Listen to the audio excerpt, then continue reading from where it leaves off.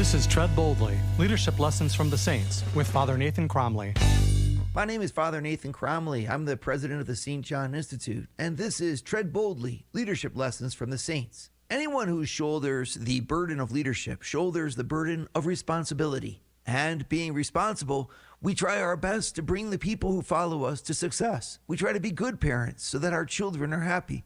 We try to be a good spouse to the one to whom we're married. We try to run a business and make a profit for the people who work for us. Normally, a leader takes a situation and tries to make it better. This is why looking at the life of St. Joseph can be so helpful. When he and Mary presented the child Jesus in the temple, they both listened as Simeon came and gave a prophecy about the child that was unexpected. In Luke chapter 2, we read, "And Simeon blessed them and said to Mary his mother, Behold, this child is appointed for the fall and rising of many in Israel, and for a sign that is opposed.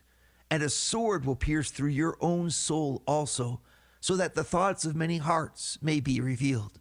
Scripture doesn't tell us how the two of them reacted upon hearing this prophecy about their son, but it doesn't take much imagination to wonder what the two of them felt. Hearing that your son's life was to be one of contradiction, one that is opposed by many, and that your wife would have her heart pierced through by a sword is certainly something no one would expect and few would be able to handle. What does it mean to be responsible for something when it seems as if everything is out of your control anyway? How do you lead when you don't have control? On the one hand, St. Joseph was asked to be the foster father of Christ.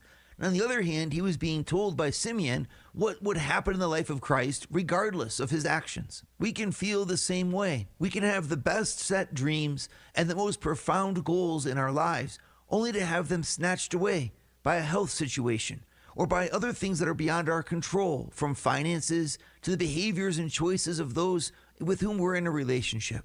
Sometimes it seems that there are just so many other people and things in our lives that we can't control, and so our lives are not really free anyway. Regardless of whether or not St. Joseph experienced these emotions, the scripture is plain.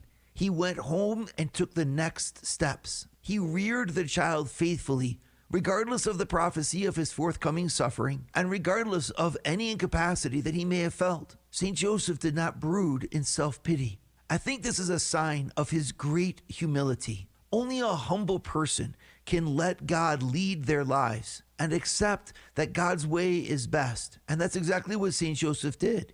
He went home and he took care of his wife and he helped rear her son. St. Joseph did the tasks of a family man and did what was asked of him by God, even when God had gotten in the way of any kind of earthly plans he could have had.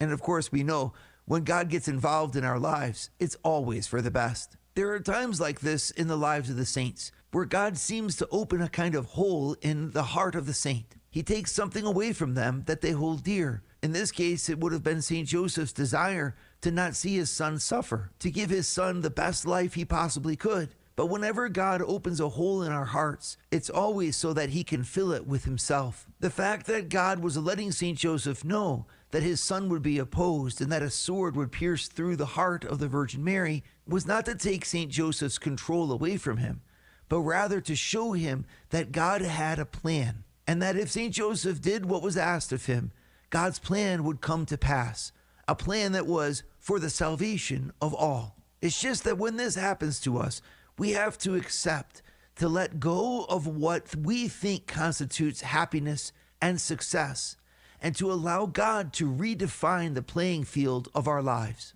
We have to let the love that we have for God triumph over our need for control. This is exactly what St. Joseph did. Immediately after the scene, the Holy Family returns to Nazareth, where the child Jesus was obedient to Joseph and Mary and grew in wisdom and grace. God asked St. Joseph to lead the Holy Family without controlling it, to let God's will be done. And God will often do the same in our own lives, taking from us our ability to control our own destiny, not so that we be unhappy, but so that we find ourselves happy in Him. He wants to fill the void that our empty plans leave behind with a relationship of love. And like St. Joseph, we tread forward boldly. Love it, love it, love it. And I don't know if this is true or not, but I've heard that the harmonica there, it was played by Father Nathan Cromly. Oh, Are you are you kidding? Or are you being... Yes, I'm kidding. Actually, you're I kidding. think he rendered it to accordion, and then they switched it to harmonica. Yeah.